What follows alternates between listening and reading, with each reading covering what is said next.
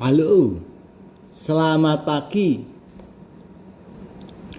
Assalamualaikum. Good morning, selamat pagi. Halo, info bro. Hari ini kasih info mbah, mau kasih info. Nah, landasan berpikir trading saham GJCO. Pertama, ketika harganya masih 50, hanya ada dua yang dipakai sebagai landasan berpikir untuk berani trading harga GJCO. Yang pertama adalah kepemilikan Pak Prayoga Pangestu.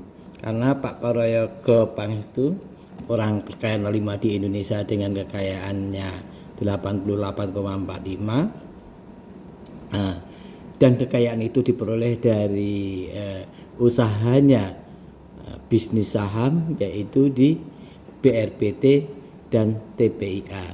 Nah, itu sahamnya beliau dikerek naik tinggi sehingga kekayaannya melesat sampai senilai itu. Nah, itulah yang mendasari saya untuk trading GJCO.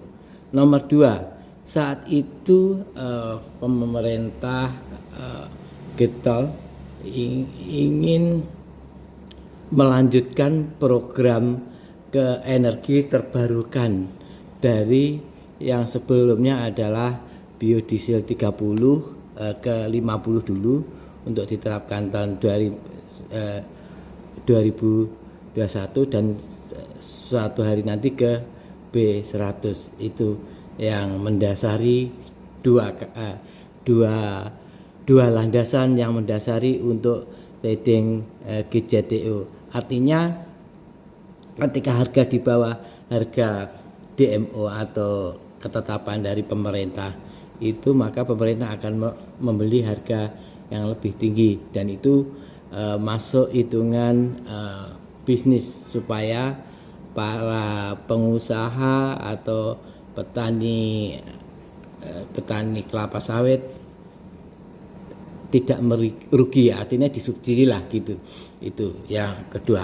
Lalu dengan berlangsungnya waktu, perkiraan itu juga makin kuat dengan sosok dari pemegang saham pengendali, yaitu Pak Chandra Midarta Gojali. Dengan porsi saham yang dimiliki adalah 26,37%. Beliau adalah pengusaha yang ulet dan punya nama kapabilitasnya bisa dipertanggungjawabkan, artinya keulatan dan leadership beliau. Nah, Pak Chandra ini memimpin Gusco Group atau Bos Gusco Group yang memiliki 3 lini bisnis, yaitu di bidang perkebunan GJCO ini, bidang properti Gusco Land, dan bidang jasa keuangan atau memiliki Gusco Capital. Nah, Gusco Capital adalah pengendali atau pemegang saham pengendali BBYB yang sebelumnya bernama Bank Yuda Bakti, dan setelah berubah menjadi Bank Neo Commerce yang dimiliki oleh Fintech Sigma dengan aku-lakunya, maka secara berangsur nilai persentase sahamnya Gusco Capital ini berkurang menjadi 14,81%. Karena sudah untung 800%, nilainya saham itu naik 80%, mulai dijual dan disisakan sebesar itu. Itu yang mendasari kenapa trading GJCO. Nah, trading GJCO, narasi pikiran positif itu tentu GJCO dengan harga komoditasnya lagi tren atau naik tinggi, yaitu kalau dilihat sejak 3 November sampai ini Maret ya, Maret waktu itu tahun 2002, sekarang kan April, itu harga minyak sawitnya mencetak harga tertinggi sesuai informasi data di Malaysia Palm Oil Board atau MOB. Nah, harga tertinggi kalau kita lihat di bursa Malaysia Direct Trading itu mencapai 5.069 ringgit Malaysia, atau kalau per tonnya ya, atau dalam bentuk US dollar adalah 1.210,5 dolar. Nah, ini tercatat sebagai harga tertinggi sejak 3 November. Nah, kata kunci itulah yang sinyal positif untuk kenaikan harga GJCO. Garis bawahnya ada big money dari Pak Prayogo Pangestu, dan memang secara harga komoditasnya lagi uptrend atau tinggi-tingginya. Lalu ketika pikiran positif itu muncul supaya tidak FOMO atau tidak terlalu bernafsu untuk harga-harga, tentu harus ada pikiran yang negatif untuk mengendalikan. Nah, kalau untuk pikiran negatifnya adalah bahwa bisnis GJCO ini emitennya belum untung atau masih rugi. Dilihatnya sejak awal tahun 2001 pun juga terlihat masih ruginya dari belanja anggaran belanja modalnya itu terserapnya pelan-pelan, dan untuk anggaran belanja modal yang dianggarkan 40M, cuma 11M itu untuk rencana tanam baru dan perawatan tanaman yang belum menghasilkan TBM nya atau kelapa sawitnya. Nah, itu artinya. Kemudian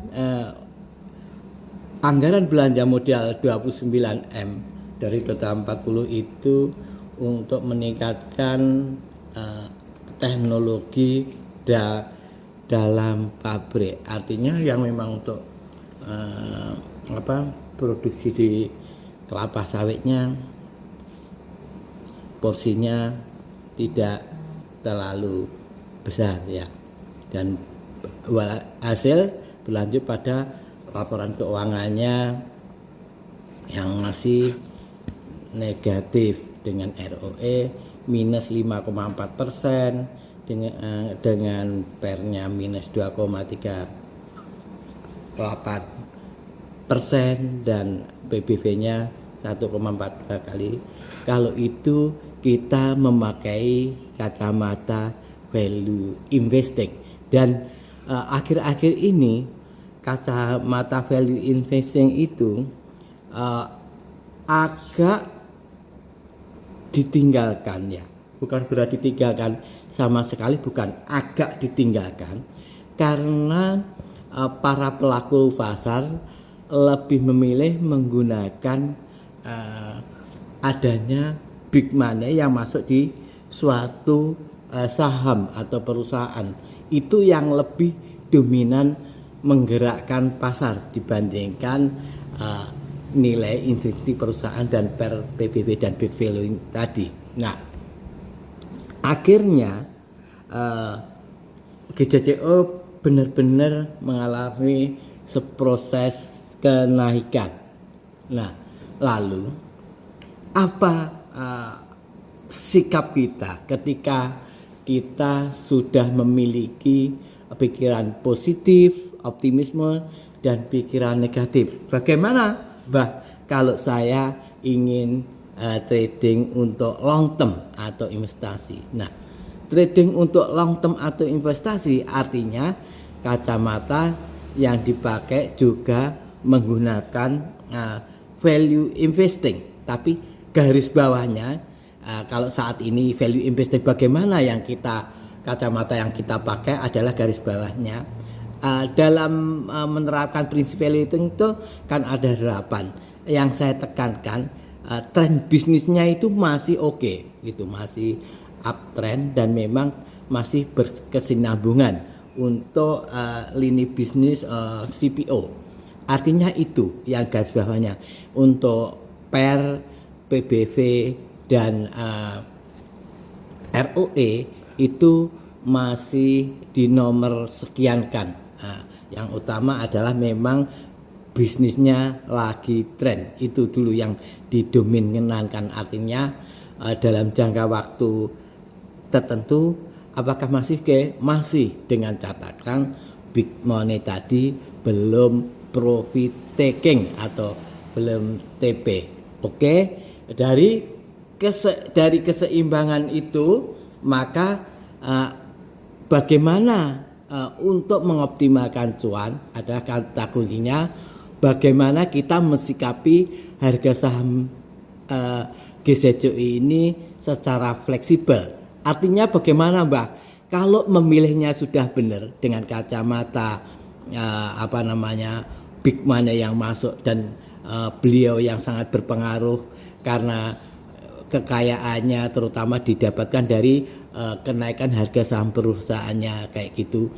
Tentu yang terjadi di GCCO tidak jauh beda dari itu. Nah, begitu pula untuk pemilik saham pengendali Pak Chandra itu Pak Chandra Mahendra Gojali itu bahwa apa yang terjadi di kepemilikan dia di BBYP itu juga narasi berpikir saya seolah-olah nanti akan tercermin di GZCO, di mana juga akan naik ratusan persen kayak itu. Nah, itu pikiran positif. Lalu pikiran negatifnya kalau secara kacamata valuation memang masih merugi tapi tren bisnisnya oke. Nah, kacamata value investing yang dipakai tren bisnisnya yang lebih dominan. Kemudian kalau kita memegang market maker yang dipegang adalah big money, orang-orang yang hebat yang berpengaruh, pengusaha tulen yang hebat, yang cerdas, punya misi dan ketajaman bisnis yang hebat. Nah, itu yang kita anut. Nah, lalu apakah itu semua sudah dipahami? Ketika itu semua sudah dipahami, baru kita menempatkan posisi kita bagaimana untuk trading dengan time frame 3 menitan. Untuk scalping kita memakai indikator sebagai tren akan patah atau memang berlanjut dalam 30 menit atau selanjutnya atau bahkan dalam satu sesi itu menggunakan candle 3 menitan sebagai penunjuk patah tren atau tren akan berlanjut. Kemudian bagi teman-teman yang ODT biasanya menggunakan indikator candle 30 menitan untuk melihat suatu tren dalam hari itu akan naik atau berlanjut pada sampai tutup pasarnya atau patah di tengah jalan. Kita gunakan candle 3 time frame 30 menitan. Untuk yang ODT tentu harus memakai candle D atau candle penuh sehari untuk sebagai landasan berpikir melakukan swing trade pendek atau swing trade. Nah, dari kompleksitas yang tadi seperti itu, perbedaan persepsi yang seperti itu kita sikapi secara bijak dengan sinyal yang muncul di pasar. Nah, karena kemarin harganya tutup di 224, ada potensi untuk arah, ada semua belum ada yang tahu untuk esok hari arah atau bahkan ARP di 214. Artinya tetap kita fleksibel mensikapi dan trading sesuai dengan kondisi pasar. Nah, angka-angka di atasnya yang harus divalidasi. Kalau scalping adalah di 236, kalau ODT di 246, dan bisa juga misalkan arah 280, dan kalau ingin swing trade pendek atau swing trade pendek ada potensi harga itu akan menuju ke 400, dan angka 400 adalah angka yang krusial atau penting untuk divalidasi. Bila di situ muncul sinyal sell, segera jual untuk melindungi profit kita atau uang kita. Saya Mbah Giso Trik Cuan.